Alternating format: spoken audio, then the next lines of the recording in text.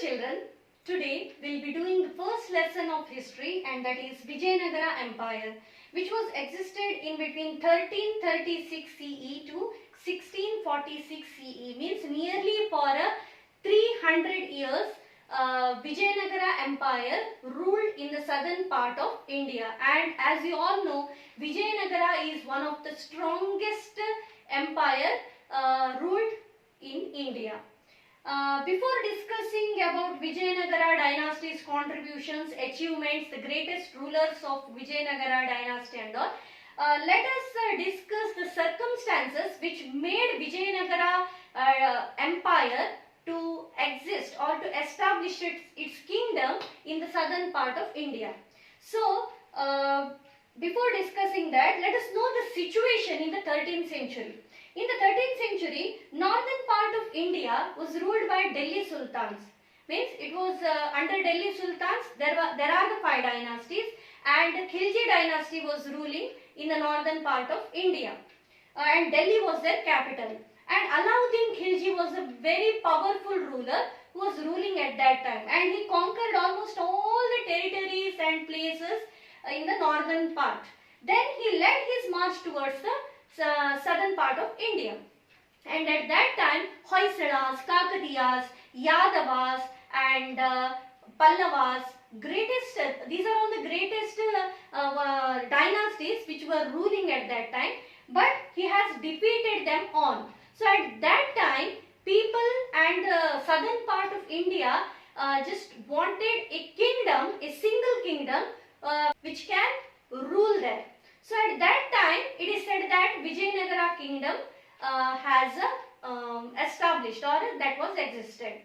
There are the 2 theories which says us that that is the reason behind that Vijayanagara kingdom.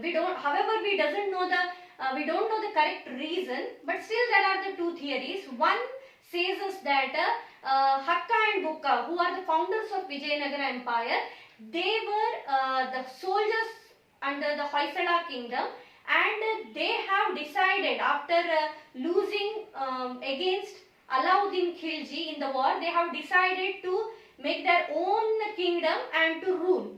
That was one theory. After that, they have established this Vijayanagara kingdom. That is one theory. And one more theory says us that at that time, the sage who belongs to, who was in Sringeri Mutt, he just motivated Hakka and Bukka to establish the kingdom in the southern part of India.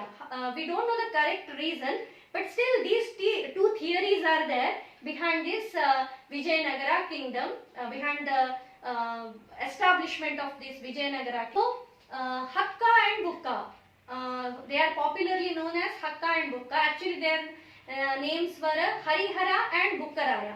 They are the founders of Vijayanagara kingdom.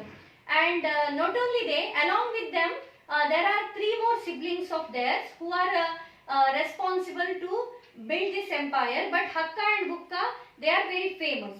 So, Sangama, their father, Sangama had 5 sons.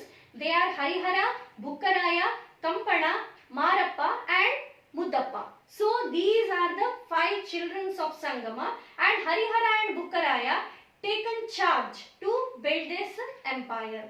And this empire was built in 1336 CE nearby the Tungabhadra river. See, Tungabhadra river originates in Karnataka and it flows towards the Andhra Pradesh. You can see its flow here.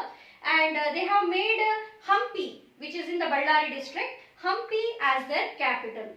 And Varaha was their national emblem. So, they have started to rule in 1336 CE, and Vijayanagara Empire has 4 main dynasties. They are Sangama dynasty, Salva dynasty, Tuluva dynasty and Aravidu dynasty. Now let us discuss about the Sangama dynasty. Who are all the greatest king of Sangama dynasty? What are all their contributions, their achievements? Let us know. Harihara was the first king of this dynasty. He took control over the regions of Tungabhadra river. He extended his empire to Konkan coastal areas of the west, to Nellore and Kadapa of east, to the Krishna river of the north, and Kaveri River of the south. Like this, he laid a strong foundation for his empire. Bukkaraya, brother of Harihara, took over power after his death because Harihara had no son. During his rule, his son Kampana expanded the empire by defeating the sultans of Madurai. This was explained in a book called Madhura Vijayam, which was written by Kampana's queen Gangadevi.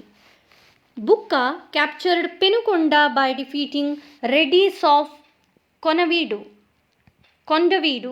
and included it to Vijayanagara Empire. Shravanabelogala inscription of 1368 CE explains that he pacified the conflicts between Jains and Vaishnavas and maintained religious harmony and equality.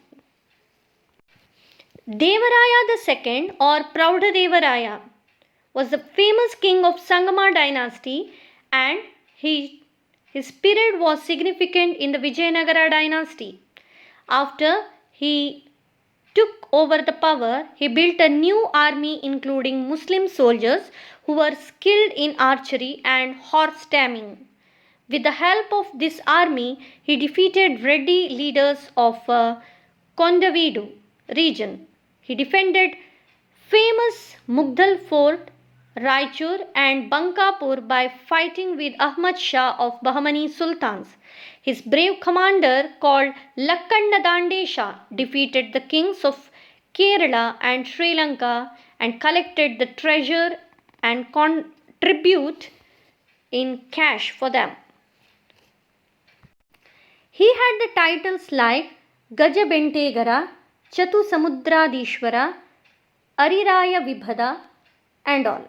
After his death in 1446 CE, his son Mallikarjuna and then Virupaksha III ruled Vijayanagara. These were weak rulers, and because of this, a strong commander, Salva Narasimha, captured the capital. With this incident, the rule of Sangama dynasty ended. After the decline of Sangama dynasty, next dynasty came into power, and that is Salva dynasty. That is the second dynasty under Vijayanagara Empire which ruled. So, Salva Narasimha was a popular king under the Salva dynasty, but his lifespan was very short and he ruled the Salva dynasty only for 6 years. And as his children were minor, his commander taken over the charge of his dynasty, and that was Tuluva Narasanayaka. Tuluva Narasanayaka, after taking the charge of his dynasty, he started his own dynasty called Tuluva dynasty.